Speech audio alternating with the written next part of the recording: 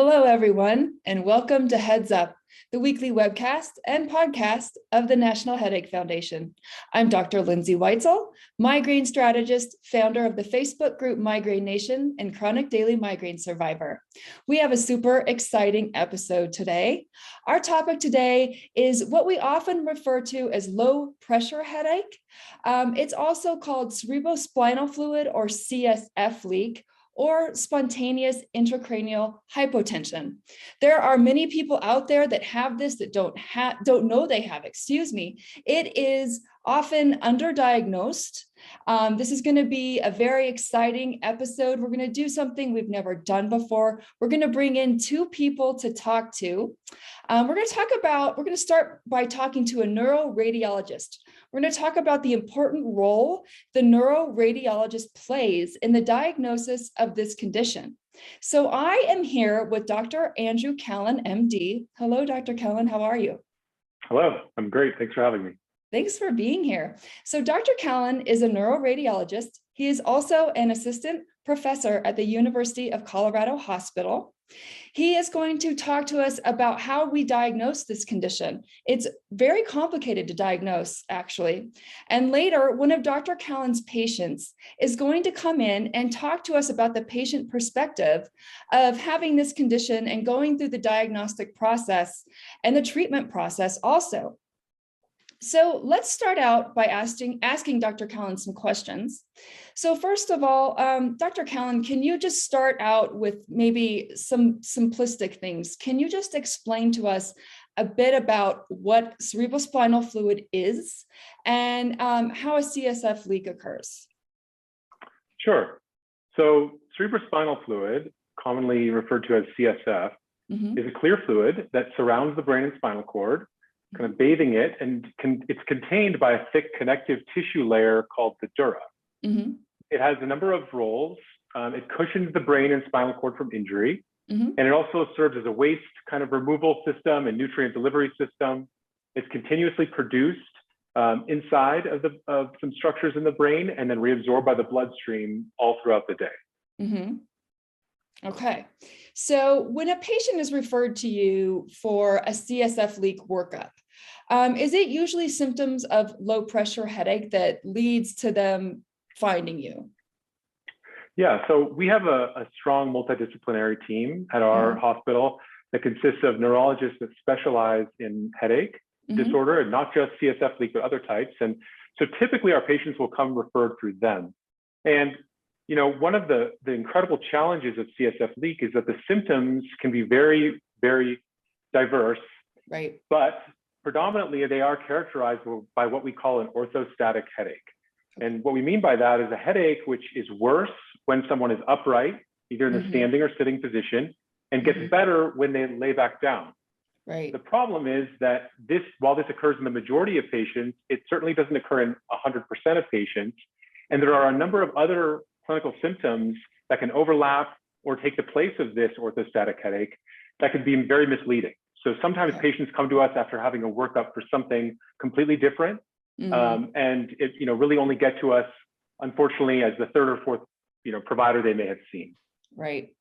So I think this is a really important question. Can these symptoms change over time? So if someone has had this type of headache for years and years, does it change? For example, does the orthostatic component maybe go away and maybe it's not different when they stand up versus when they lay down?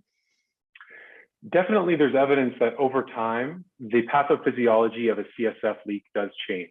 Okay. So in the beginning, there is a classic description of an orthostatic headache. Right. We've seen that people with long-standing leaks often will have normal or even high CSF opening pressure when we measure that pressure with a needle. Right. And also there's imaging changes that occur over time where the imaging findings become less obvious.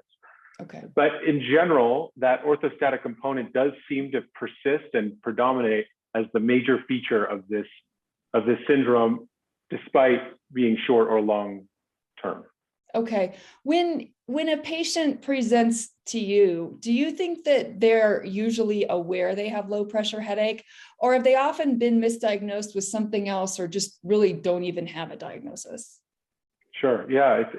So, I have to just mention that when I was in training, the case that got me very, very interested in this disease was an individual who had been diagnosed with Lou Gehrig's disease, with amyotrophic lateral sclerosis. And long story short, he did not have that devastating illness.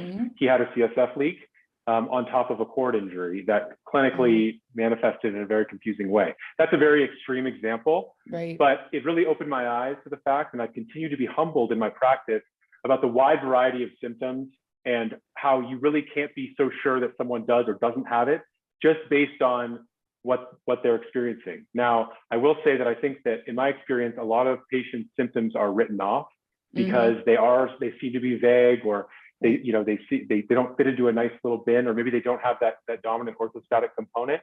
We try to keep a very, very open mind. I know that people tend to look up symptoms when they are experiencing a chronic headache, and they may see things that they identify with.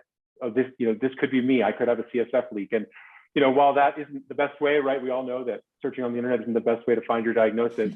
Nonetheless, we have to trust the patient and trust their symptoms, and use that as a starting place, not only to come to their diagnosis, which may or may not be a CSF leak, but just to establish trust in the workup and care for their headache long term.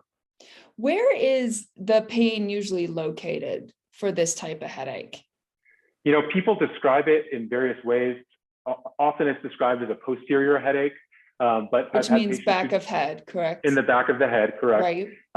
There's other patients who describe that there's a strong valsalva component. And by valsalva, I mean bearing down, like you're trying to have a bowel movement. Anything that raises our venous pressure by bearing down can often cause the headache. But in general, it's very, very challenging to diagnose this headache just based on the location characteristics, because there's so many overlapping features with other types of headaches. Is there anything you can say to us that would help a listener maybe differentiate it from chronic migraine? Sure. So that's one of the most challenging things we deal with. There are certainly overlapping features. Both of them are a headache. One of the most challenging things is when you ask somebody who suffers from migraine, do you feel better when you lay down? Right. Well, that you certainly could feel better. A lot of people feel better by being in a room without bright lights and laying down and resting, right? But there are some characteristic clinical features of migraine, such as an aura, and such as the post-migraine recovery periods that can be helpful in differentiating one from the other.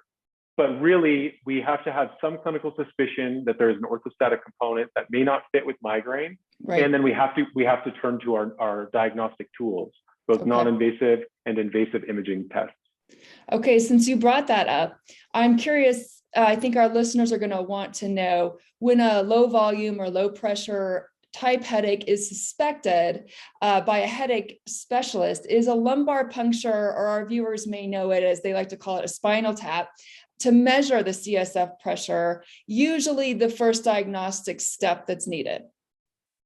So in general, no. Okay. There was a very good study that came out of Duke University that showed that, over 60% of patients suffering from SIH, from CSF leak, actually had a normal or high opening pressure. So starting with an opening pressure, particularly in somebody who maybe has an underlying undiagnosed connective tissue disease, maybe is prone to leak, you definitely don't want to start with an invasive option of introducing a hole in their dura for the purposes of a diagnostic test and potentially giving them a new leak. So we try to go from least invasive to most invasive, and only put a needle inside someone's dura when we really believe that we are going to perform a diagnostic test to localize their and diagnose their type of leak, and that the benefits outweigh the risks in that situation. Okay. So I just want to clarify, when Dr. Callen says SIH, that's short for spontaneous intracranial hypotension, which is, again, what we refer to as the low pressure or the low volume. And so what about people who might be listening who have had a lumbar puncture and have been told that their pressure is fine, it's not within the diagnostic criteria to be a low pressure headache, yet they sort of are going along with these symptoms and are not diagnosed? What would you say to them? Does that automatic fact that they did not fit the diagnostic criteria with that lumbar puncture mean that they do not have this? So absolutely not. So thank you for clarifying the spontaneous intracranial hypotension terminology. A very important word in that is spontaneous. So if we have a patient who's received a lumbar puncture, or maybe they had an epidural catheter placed for example, labor and delivery or pain medication management elsewhere, and then afterwards developed a headache with an orthostatic component, we believe, we have a good reason to believe that there was a reason they had that they developed that headache, and we go straight to therapeutic options, such as epidural blood patching or patching with fibrin glue in those patients.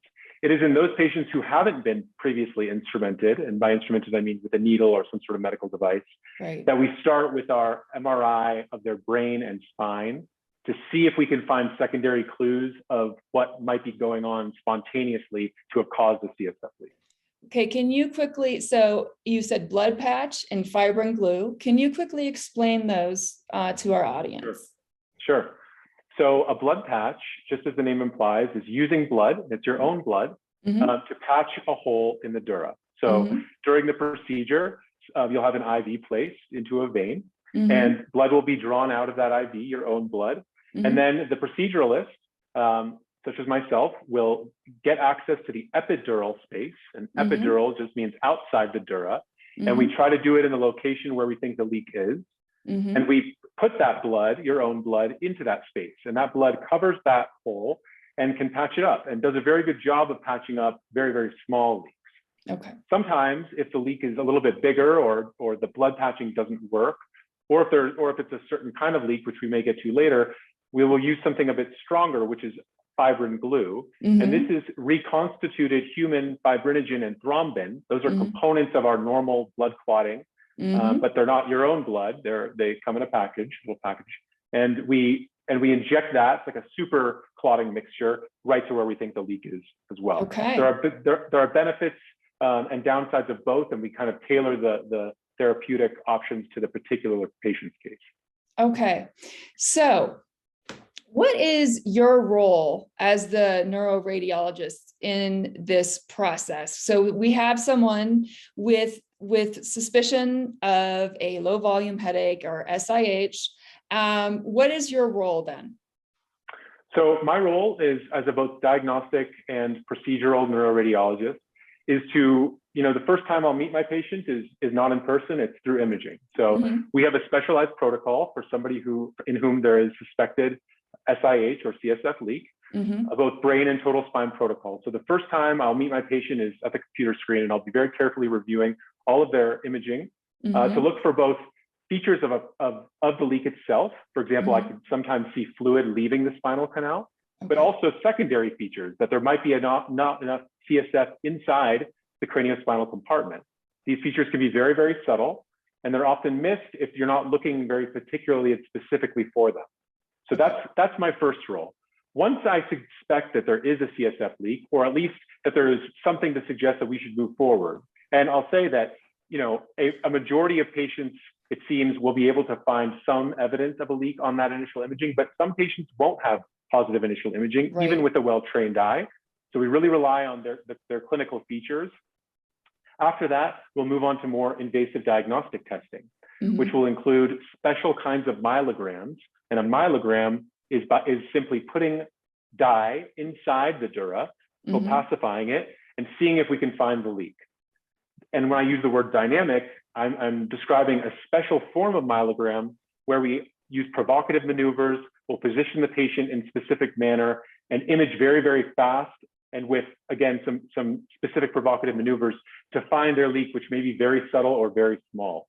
Okay. Once we find the leak, we can then move on to therapeutic options, which will often include targeted epidural blood patching or fibrin glue, which we already spoke about, which we discussed. Right. If we find a CSF venous fistula, which is one of the most challenging types of leaks to find, we will try that injection of fibrin glue, via the skin route percutaneously, or we may try endovascularly, going through the vein and to occlude the fistula from the inside. Okay. And if these options don't work, both for bigger leaks, fistulas, et cetera, then we turn to our colleagues in neurosurgery to repair those leaks via a surgical approach. Now, if you feel lost and you are on the webcast and you can see visually, we're going to give visuals of what these different situations are. So can you show some slides now, Dr. Callen, of what could potentially be wrong that could be causing the CSF leaks? Can you see my slide here? I can, we can see it. Great. So this is a 35-year-old gentleman who we treated who developed a new orthostatic headache. Brain imaging was very abnormal. That is to say, we saw his brain stem, which is right here, sagging, and we saw some other structures engorging. We saw the dura looking a little bit too thick, and the dural venous structures looking a little bit too engorged, and the pituitary gland looking a little bit engorged as well. So this happens, can I interrupt you just to help? Please. So that happens because the CSF fluid is low, and so the brain sags down a bit. Am I correct? Exactly, yeah. Okay. There's an important principle in brain science called the Monroe-Kelly doctrine, which states that at all times there is a fixed volume of brain, blood, and cerebrospinal fluid. So if one of them goes down, something else has to compensate. And what we may see is the brain sagging or becoming distorted in order to compensate, and we may see blood vessels engorging to compensate as well. We rely on the features based on this doctrine to inform our imaging search pattern. Okay. We move now to look at this gentleman's spine, and we saw automatically that there is a large fluid collection. Now, this line that you see here that I'm tracing in the spinal canal is the dura, and it's over here as well. The patient is facing to our screen left here. This is the back of their head and the front of their head here. And we're looking at the cervical, thoracic, and the thoracic spine here. And we see a large extradural fluid collection. And in our special CSF leak protocol, we see this fluid exiting and kind of pooling along the paraspinal soft tissues. When we see this, we say, okay, there's absolutely a big hole in the dura somewhere, and we just have to figure out where it is. Okay, so now we know there's a leak. We just have to find it. Exactly. When we see this type of imaging up front, you know, I get very excited because I know that we're going to be able to help this patient. It's just a matter of localizing the leak and moving forward. Okay. And in order to do that, we perform a very certain specific flavor of dynamic myelography. We know that the fluid collection, when these fluid collections are present, in general, they're related to a hole in the front of the dura. Right. Usually alongside the spine, where there might be a little bony spicule or some degenerative change that might tear a hole in the dura. Okay. So we put the patient face down, and we, in order to have gravity help us, layer along that front part of the spinal canal, and we raise the patient's hips up using a special device and take very early imaging as contrast moves down the spinal canal. Right. And in this case, we were able to see that the contrast is moving down the spinal canal in the normal, inside the dural sac. And then at this point here, it transitions from being inside the dural sac to outside into the epidural space. Right. When we look at a CT scan, an older CT scan for this gentleman, we do see that there's a little bony spicule right here where next to a disc that is probably the culprit that caused this hole. Okay, so what is that called when there's a bony protrusion there? So we call it, you know, there's different forms of this, but in general, an osteophyte. Okay. It just means a little bit of calcified disc material or degenerative change that can be a little sharp, almost like a little spike that can tear a hole in that dural lining. Okay, so there's something that tore a hole in the dural lining and that's likely causing this leak. Exactly. Okay. So now we know, we think it's at this level in particular, so we tried to treat it. Okay. So we tried to avoid big surgical options for this patient. We did some blood patching. So here is our needle coming in from the back. The patient, and this is again, sorry, Dr. Callen, again, using the patient's own blood to try and clot or fix this hole using the patient's own blood. So go ahead, Dr. Callen. Exactly. Thank you. This is using the patient's own blood, and we come in from the behind, getting into that epidural space and try to coat the entire thecal sac as much as possible. And thecal sac is just another word for that dura, the dural sac containing the CSF and spinal cord. But you can automatically see that there's a problem here in that the blood is coating, it's this white material here along the posterior and lateral, meaning the back and the sides of the spinal sac, but it's not really getting in front, which is where we think the leak is. It was rubbing against that osteophyte. Okay. he didn't get much relief from this, only a little bit. So we tried to be a bit more creative. So we tried to get in front using the fibrin glue, a stronger but a little bit more more localized treatment. And in this case, we used a very, very long needle and went through the patient's shoulder. Here, this is the patient lying on his back.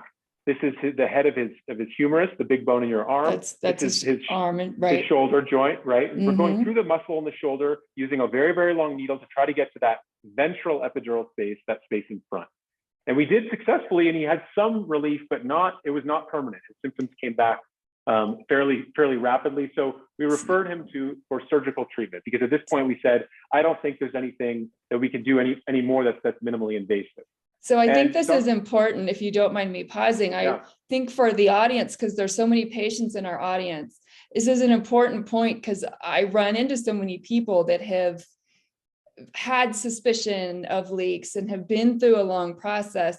This can be a serious process. Even usually the process of even finding the leak is just humongous for people. Absolutely. But there can be a couple procedures after the leak is found. So I just don't want people to feel frustrated if there's people that are going through this process. I hope that this makes them feel better. They're not the only one. So anyways, go ahead.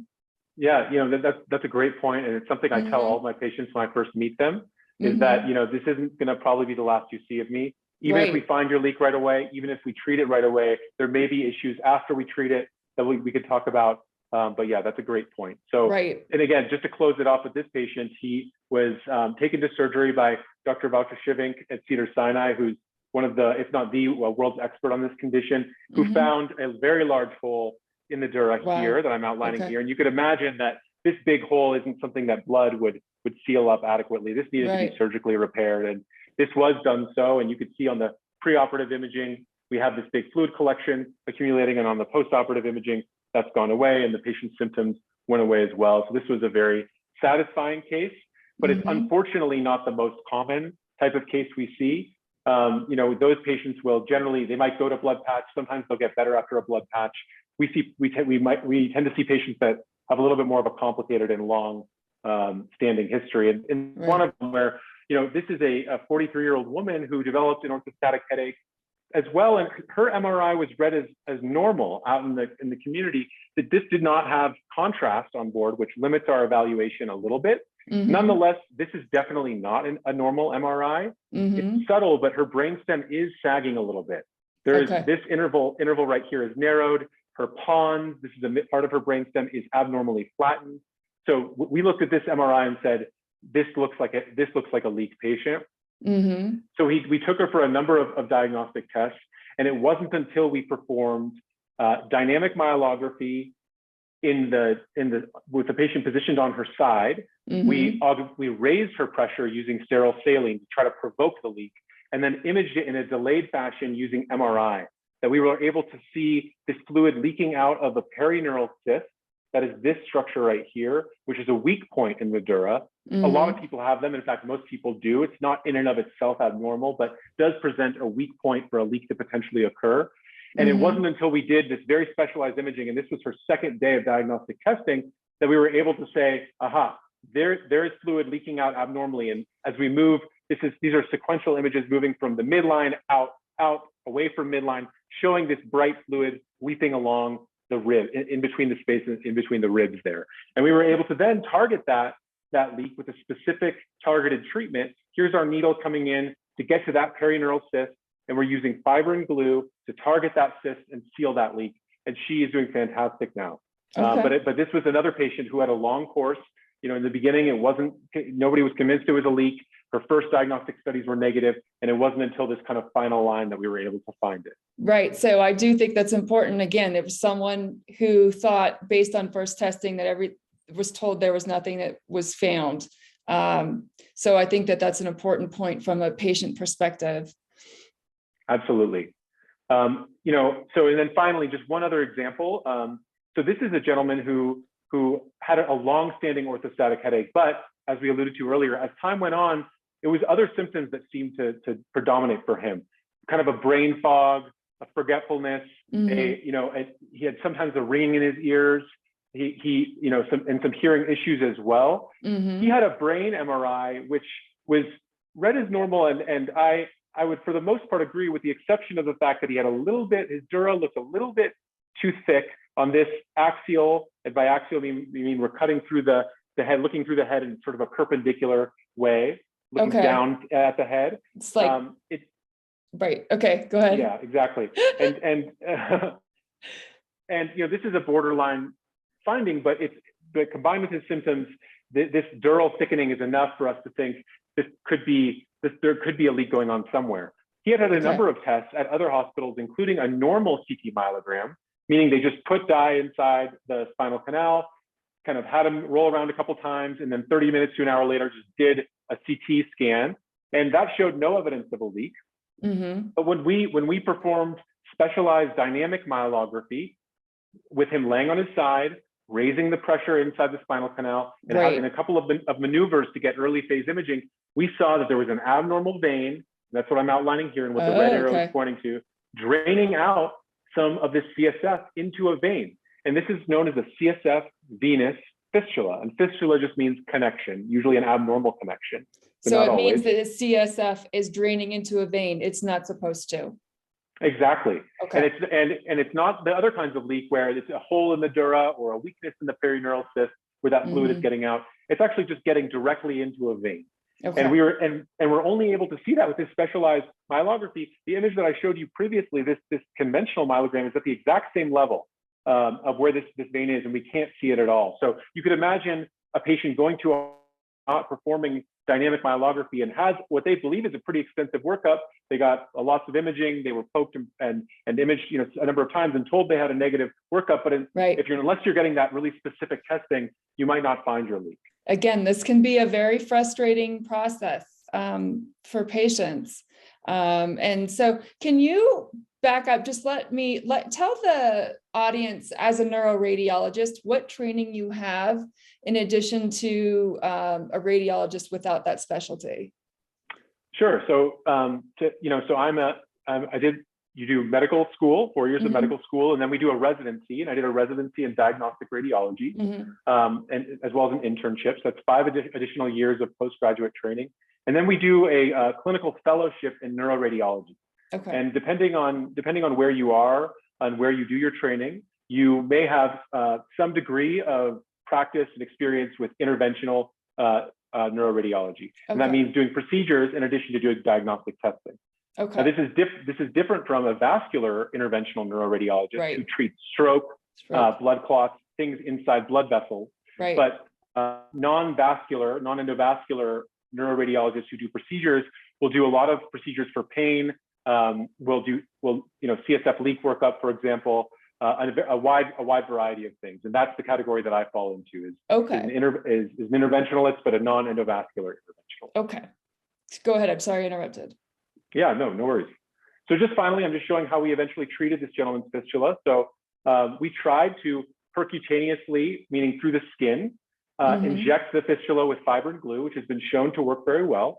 And we had a good result with this, but from an imaging perspective, but the patient didn't feel a whole lot better after that procedure.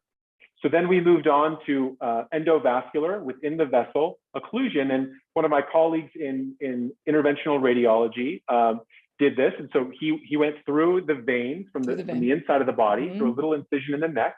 And here we are going through the veins and coming down into the veins that are next to the spine, finding that exact vein that's abnormally draining that cerebrospinal fluid, and then injecting a special glue material into that vein. And the results were remarkable for this gentleman. Within an hour after the procedure, he had a new headache that he had never had before. It was a high pressure headache, a rebound headache. And then within just 2 to 3 days after the procedure, almost all of his symptoms were nearly gone. So this was incredibly satisfying, but this gentleman had been down a road that was several years long and had a number of therapies that didn't work for him. So, for him, it was a long process. So those are just a couple examples of one of each sort of major types of leaks that we deal with on a routine basis. This is going to be interesting for patients who have had a lot of imaging for spontaneous intracranial hypotension or low pressure headache. And still feel that maybe they have a leak, but it's never been found. This is the type of algorithm that a neuroradiologist such as Dr. Callen goes through when he's looking for the leak. Yeah, so again, when we start with clinical suspicion for SIH, the top box in pink there, meaning that either the patient or a doctor or a provider they've seen believes that they might have a leak, we start with our non-invasive imaging of the total neural axis, the brain and spine, using a specialized protocol to look for a leak. And so it's not just, oh, I had an MRI of my spine at a different hospital. Will that do? If Right. for some reason there's insurance reasons that we can't get another specific protocol for the spine, then we'll make it work. But we have a very dedicated sequence for this particular question that is the best for that. And then depending on what we see, we'll move forward fashion to find the leak. And that if we see, you can see on the far left here, if we see an extradural collection, like in our first patient, we will move right to that. Now, what that means, sorry, can you explain extradural collection really quick? Sure. So it's fluid outside of the dural sac, the dural lining, extradural. So, fluid where it's not supposed to be. Right. And if we find that, then we know that there's a hole somewhere in the dura, right? Yep. And that hole in general will be kind of in the front, usually next to one of those osteophytes, those bony spicules, like we talked about. So if we see that, we will move right to dynamic myelography to find that hole and repair that hole by using empiric blood patching, fibrin glue, and if those fail, we will move to surgical repair of that. Great. Okay. If on the next column over, we might see brain findings of a leak, like we talked about, and they can be very subtle, like the sagging, etc. Normal, yes, the sagging, engorgement of the vasculature. Sometimes some chronic bleeding can occur as well. But if the spine looks normal and there's no fluid accumulating anywhere, then we get very, very suspicious that there may be a fistula, a CSF venous fistula. Okay, and that's where, as we spoke, the CSF is basically leaking into a vein that it's not supposed to. It's draining through a vein.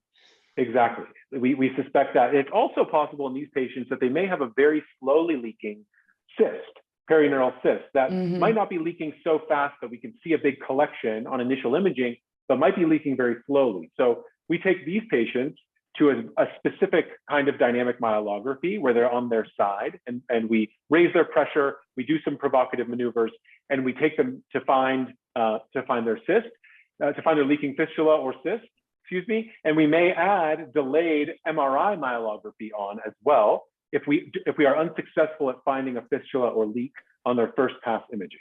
And once we find that either leaking cyst or fistula, we will repair it either through percutaneous, through the skin injections, or if needed, more complex techniques. Okay. If we find that leaking cyst on our first line imaging, that's great. That means the patient can basically avoid a myelogram altogether, and we can go straight to treatment. And we'll do so by using a needle and using fibrin glue at the site of that cyst. The most challenging group is the one on the far right here, where basically they're quote unquote imaging negative. Right. But if we have a high enough suspicion that they have SIH, if the clinician or just through our discussions with the patient believe that it's there, we will take them to dynamic myelography nonetheless to try to see if we can find a fistula. And we found fistulas in people who are imaging negative. And even with well-trained eyes, you couldn't call high probability of leak based on the initial brain imaging, at least by criteria that we have currently. So we will then move to find a fistula. If we do not find one, we will try empiric treatment. We'll just say, hey, what if we gave you a large volume epidural blood patch? What if we, you have some funny looking cysts. We can't prove that there's a leak necessarily. What if we put fibrin glue on these cysts as well? This is something that a number of people throughout the country and the world do. Dr. Ian Carroll over at Stanford is one of the most well-known providers who is very successful at treating patients, even without being able to demonstrate a specific leak per se, but by using secondary cues like the presence of degenerative disease, abnormal cysts, and treating their cysts with high suspicion or parts of their dura with high suspicion. And he has incredible success with that. So some people might argue we should start with that empiric treatment more upfront. And certainly if patients are miserable and really suffering, or they just say, I don't want to go through all this, we will offer that to them as well. Well, let's just get you an empiric treatment. Maybe you'll start feeling better, and maybe then we can talk about diagnostic treatments down the road. So it's a little bit, this makes it seem like it's very straightforward. We customize this to every patient, and it really is important to have a conversation with the patient to see where they're at. But in general, this is how we think about it. Okay, let's invite Ms. Smith in, who is one of your patients. Really quickly, what is a myelogram? Now that we've said it so many times, I don't think we explained exactly. What are they injecting in the what does the patient go through? Sure, yeah. So the myelogram starts like a normal lumbar puncture, meaning that a spinal needle is used. We'll use a special kind of spinal needle that's associated with less leaks, but that's on the side. And you'll puncture the dura, get into that space where the CSF is, and we'll inject dye. We'll inject dye in through the needle in the back, and that dye will go inside the fecal sac and opacify that the dural sac and go throughout the spine. And depending on if you image very quickly or if you wait a long time to image, the pictures will look very different. Okay. So that's where we differentiate between sort of conventional and dynamic myelography. Okay. All right. Well, let's bring in Ms. Carol Smith. This is a patient of Dr. Callen's. She should be joining now. So everyone, this is Ms. Carol Smith. Carol is a patient of Dr. Callen's, and we have brought her on. She's nice enough to come on to give the patient perspective of the story, what it's like to live with low pressure, low volume headache, and go through the diagnosis process and go through the treatment process. So Carol, can you start by telling us what your symptoms and your life was like before you met Dr. Callen, before you were really correctly diagnosed, et cetera? Sure. I had headaches, the back of my neck, right here at the base, 24/7. My husband said, nobody has headaches 24/7. I said, I do. Yeah. I had that. I had nausea. And so pain in my jaw. So I had gone to a ears, nose, and throat for my jaw. That didn't fix it. The gastrologist for the puking. He's asked me, how often do you puke? And I said, every time I wash my hair. And he said, that's not possible. Well, it ends up being every time, because my shampoo was in the shower on the floor. So it seems like every time I bent down and stood back up, it'd make me sick to my stomach because my head hurts so bad. Right, that's the orthostatic component of what you had, right? Go ahead, right. Sorry to interrupt. It's okay. And then I had ringing in my ears. And then at the end, I was starting to get a right hand shake. Okay. And then what did you go through in the diagnosis process before you found Dr. Callen? What kind of I went diagnoses? To several doctors, and they just kept throwing stuff at me, a CPAP machine and all this other. And I finally asked, hey, can I get a referral to a neurologist? Right. So I went to the neurologist, and he did the MRI, and he called me and he said, hey, your brain's sagging, you're leaking fluid. And so from there, he did a full body scan, but he could not find the leak. Right. So that's when he referred me to UC Health. Dr. Callen, why are a lot of people with this condition, even if Carol wasn't, a lot of people with this condition do end up with a diagnosis of Chiari malformation? Why is that? Yeah, it's a really important point. And the Chiari malformation is one where the skull is too small. The back of the skull is too small for those contents in the back of the brain. Right. And so they're getting kind of squished out of the bottom of the skull. And it can look very similar to when a brain is sagging in the case of a CSF leak or fistula.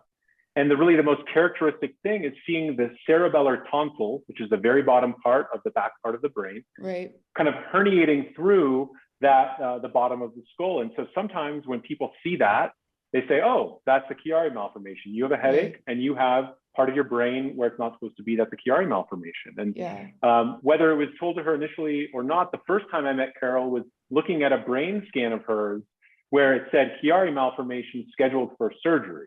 And when we looked at this scan, we said, this is not a Chiari malformation. This patient has a CSF leak. And that's really where I met Carol, you know, like we discussed first through her imaging. And that was kind of where we started down on that path together. Carol, before you came on, we were sort of joking how Dr. Callen only meets his patients at first by looking at their scans. And then we were looking at this, what we're talking about, how the brain sags a little bit when there's low CSF, and that's often misdiagnosed as a Chiari malformation. So that's why we jumped to that question. We thought that the audience would be interested. Right.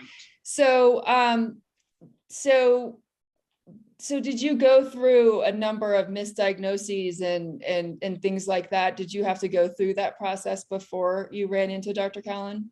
No, well, just for the fact that my neurologist said that I was leaking fluid somewhere. Okay. He didn't know exactly, what Okay. it was.